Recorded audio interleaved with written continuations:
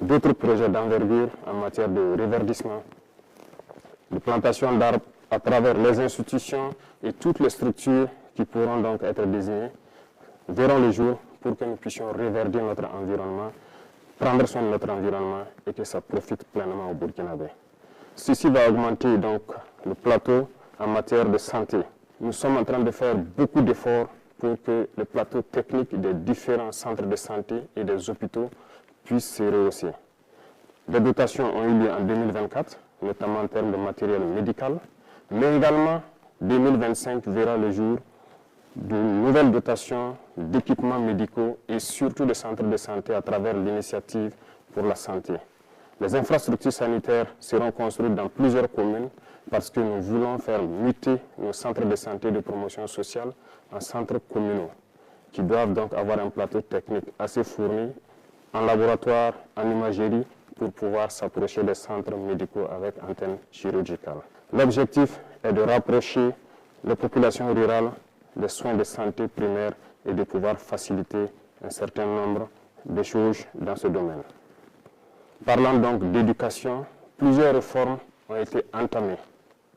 Peut-être lentes pour certains, mais il faut aller lentement et sûrement. Parce que le système éducatif dans lequel nous nous trouvons est profondément axé sur un système qui forme plus des diplômés et non des gens capables de travailler et de produire de la richesse.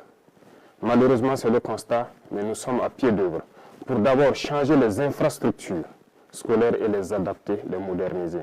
Secondo, le curricula et le programme d'instruction doivent être changés. Petit à petit, nous voulons muter donc de l'enseignement général vers l'enseignement technique et professionnel. Cette mutation est en cours et cela va demander un peu de temps pour que nous puissions être dans les normes que nous souhaitons.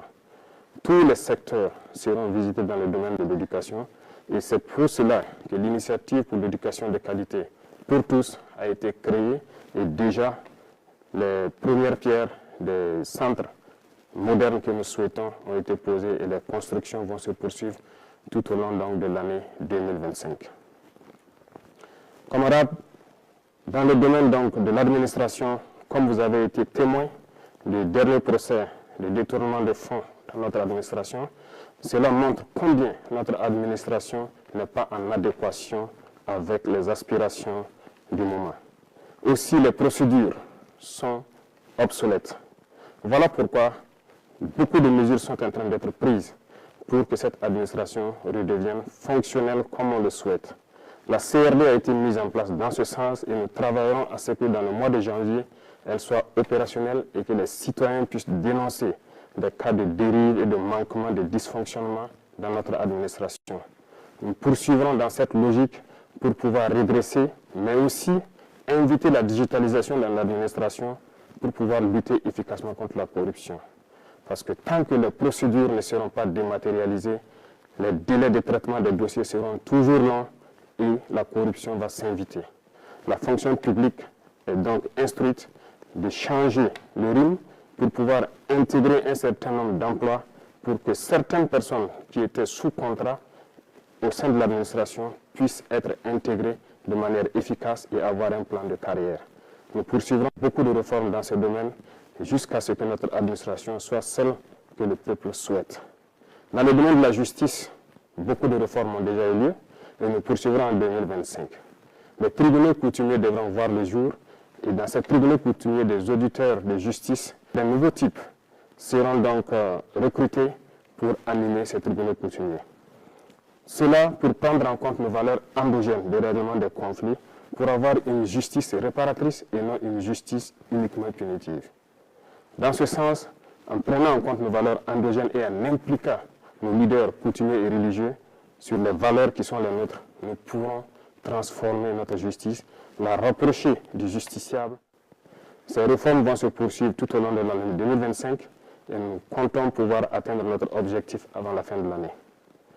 Dans le domaine de l'administration territoriale, comme annoncé par le Premier ministre lors de son discours de politique générale, un redécoupage du territoire s'impose, en tenant compte d'un certain nombre d'aspects, superficie certes, mais surtout stratégiques et économiques.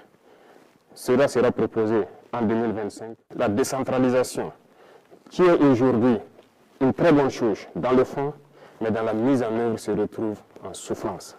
Une étude a été diligentée actuellement au niveau de l'ensemble BF et du CAPES.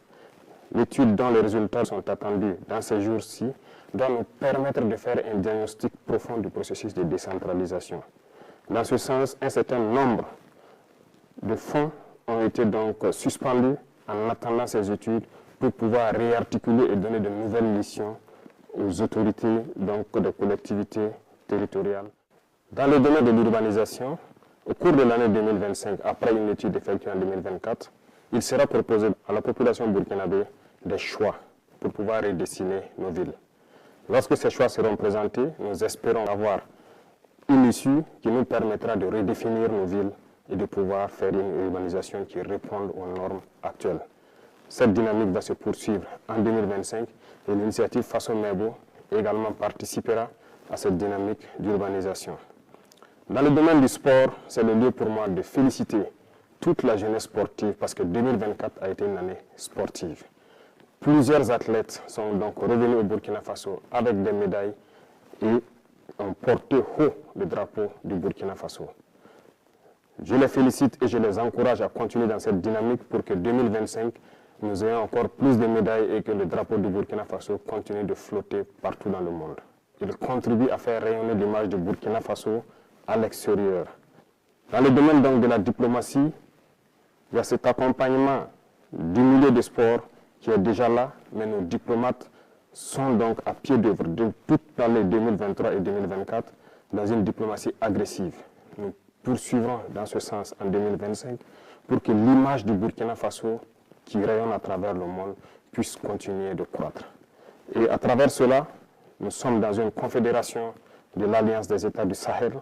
Plusieurs actions sont en cours actuellement pour pouvoir structurer cette alliance et l'asseoir.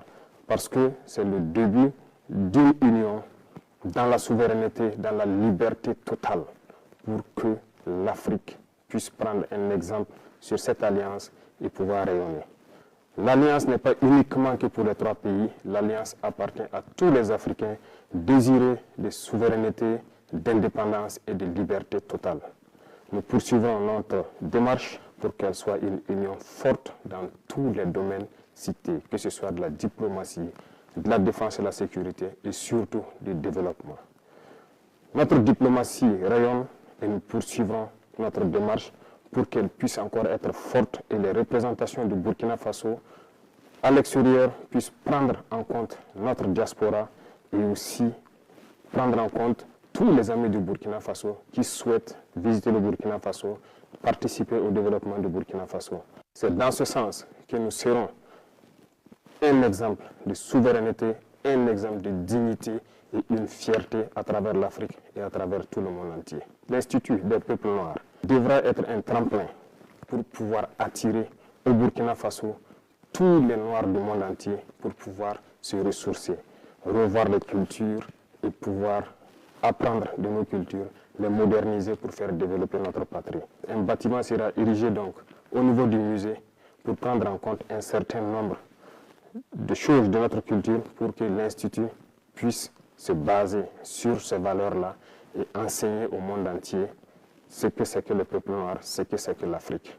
Je souhaite que 2025 soit une année donc de parfaite santé, de succès, de prospérité, de victoire pour notre peuple. La patrie ou la mort, nous vaincrons.